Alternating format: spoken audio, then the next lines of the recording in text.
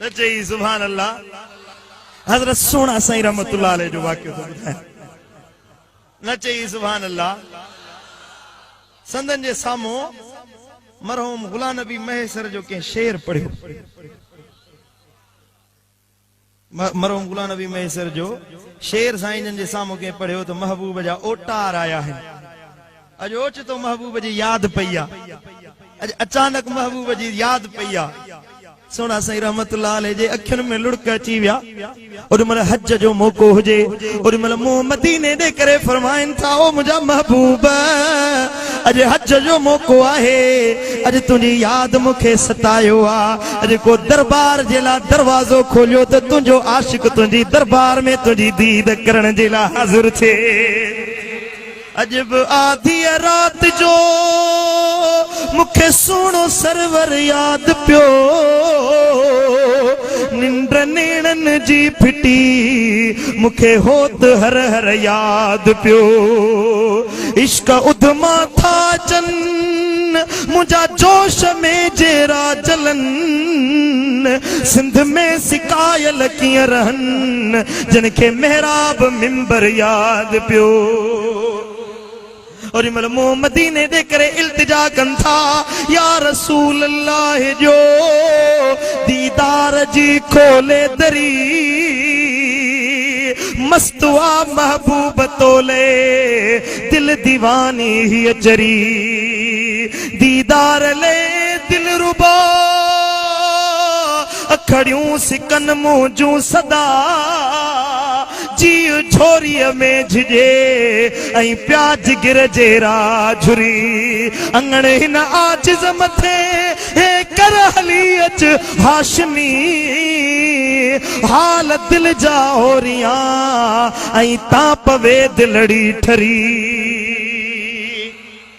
ओ मुंहिंजा महबूब पंहिंजो दीदार करायो, हज जो मौक़ो आ। भरी सफ़र हूंदा हुया, वॾा सफ़र हूंदा हुया, हाणे इम्कान न हुयो, ॾींहं चढ़ी आया हुया। पर जॾहिं सिंध मां सॾड़ो थियो त रोज़े पाक मां सदा आई बंदिशूं हटायो, छॾियो त मुंहिंजो यार मुंहिंजे शहर जो दीदार करण जे लाइ अचे। न चई सुभान अल्लाह। साईं फरमाइनि था त गुलाम नबी महेसर चयो त यार जा ओटार पिया आहिनि, उन जो अमली नमूनो अॼु मूं साबित करे ॾेखारियो आहे। जॾहिं ओटार पवंदा आहिनि त यार जे लाइ पहुचण जे लाइ सभु दरवाज़ा खुली वेंदा। न चई सुभान अल्लाह। ओ मुंहिंजा प्री प्यारा, तूं दिल त लाए ॾिस, तूं लहू त लाए ॾिस, जेको लहू लाईंदो आ महबूब जे दर ते वेंदो आ। ख़ुदा जी इज़त जो कसम आहे, वेंदो ख़ाली झोली खणी आ, वापसि ईंदो आ त सरशार थी पोइ मोटी ईंदो आहे। जे अब्बो पंहिंजे बच्चे खे प्यार ॾींदो आ, जे अम्मा पंहिंजी ममता ज़ाहिर कंदी आ, अम्मा एॾो पंहिंजे बच्चन खे प्यार न ॾींदी आ। अब्बो एतिरो प्यार न कंदो आ जेतिरो नबी पंहिंजी उम्मत सां प्यार कंदो आ। मुंहिंजो महबूब पंहिंजे उम्मतियुनि खे पंहिंजे सीने सां लाहींदो आ। को भली सॾड़ो करे ॾिसे, या रसूल अल्लाह चई ॾिसे। हबीबन करीमन फरमायो त अस्माउ सलात अहल मोहब्बती, सॾ हिते कंदो आ। रोज़े पाक में मां उन जा सॾड़ा पंहिंजे कननि सां ॿुधंदो आहियां। कुरान तो फरमाए, वलो अन्नहुम इज़्ज़लमू अनफुसहुम जाऊक, जेकॾहिं पंहिंजी जानियुनि ते ज़ुल्म करे वेठायो, जे गुनहगार बणिजी वेठायो, गुनाह करे वेठायो, हबीब करीम फरमाए पंहिंजी उम्मत खे दिलगीर न थियो, परेशान न थियो।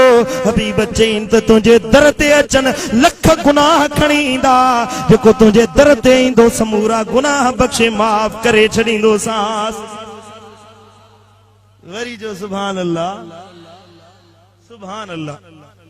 मुंहिंजा मुर्शिद करीम विया मदीने शरीफ में, जंहिं में वापसि आया त ओॾी महिल सिक जो सॾड़ो कयल। अल्लाहु अकबर कबीरा। असां त पंहिंजी सोच धारींदा आहियूं, पर आशिकनि जो अंदाज़ निरालो। पाण फरमाइनि था, सोज़ हो साज़ हो इश्क अंदाज हो, रूह रोई निनुम जड मदीनो छॾियुम, सोज हो साज हो इश्क अंदाज हो लुड़कलाड़े दिनम जद मदीनो छजुम रूह रोई दिनुम जद मदीनो छजुम ओह नब मुंडे डिठो अज वने मस्त पियो हुनब मुंडे डिठो अज वने मस्त पियो छो न पेरें पयुम जद मदीनो छजुम छो न पेरें पयुम जद मदीनो छजुम ओ थींदी किस्मत वरी रो न दिल ए चरी थींदी किस्मत वरी रो न दिल ए चरी मुझे मुर्शिद साईं हजरत करम मुलाते करम जद मदीनो छजुम है सोज हो साज हो इश्क अंदाज हो रूह रोई दिनुम जद मदीनो छजुम अल्लाह अकबर ओ मुझा भाईरो ओ मुझा दोस्तो मुझा अजीजो जे दिल लाइणी आ त एक महबूब सां दिल लायो जे यारी रखणी आ त महबूब मुस्तफा सां रखो यार दुनिया जा रिश्ता सब कूड़ा थव यार यारियूं छॾे वेंदा दोस्त दोस्ती विसारे वेंदा को तव्हां जो मददगार नाहे केर भी कंहिंजो साथ ॾियण वारो नाहे जे